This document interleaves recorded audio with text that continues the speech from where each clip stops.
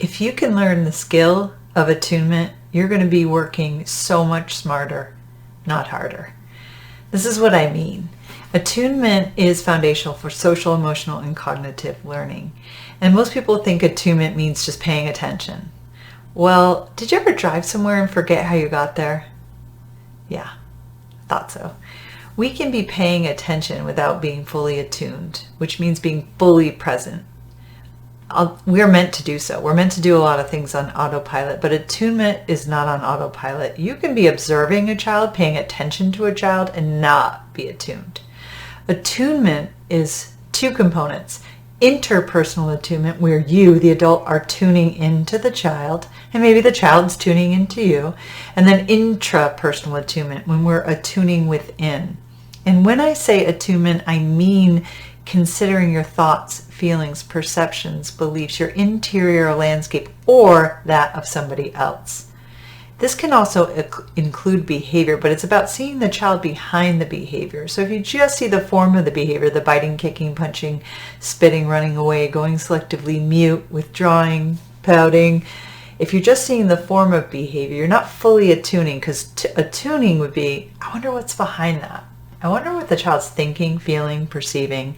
I wonder what the child's unmet needs are for safety, satisfaction, and connection. I wonder what he's trying to get, avoid, or express. Attunement is a way more robust way of observing. So it's not just observation, it's attuned observation. And what is really tricky is most adults that I know, and I've been doing this for over 25 years, have told me I wasn't really taught to tune inward.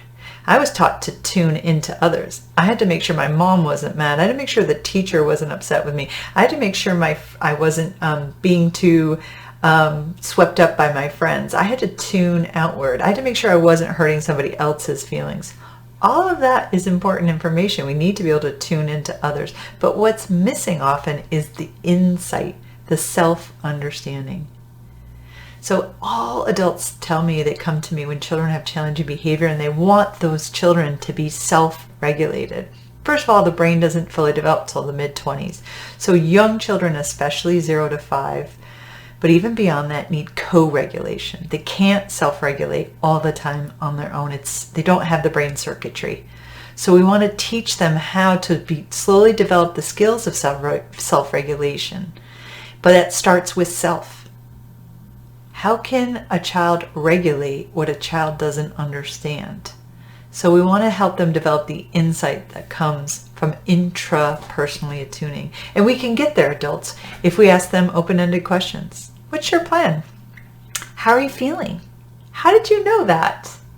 What do you think about that? What solutions can we try? Just some examples of ways where we are inviting the child to go inward and to consider, what are my feelings? What are my thoughts? What is my plan? What ideas do I have about solutions?